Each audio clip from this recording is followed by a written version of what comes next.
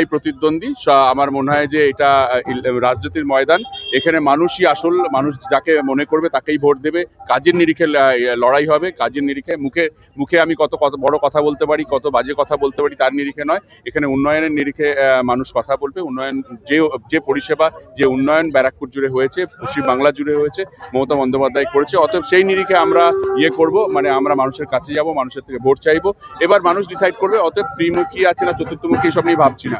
আমরা ভাবছি যে আরো কত সংখ্যক ভোট বা মানুষকে আমাদের সঙ্গে করতে পারি, এটাই আমাদের মেন লক্ষ্য। বাংলার পরিবর্তন যদি করতে হয়, বাংলায় যদি ভালো কিছু আরো করতে হয়, তার জন্য মমতা বন্দ্যোপাধ্যায় রয়েছে, আর কাউকে দরকার নেই।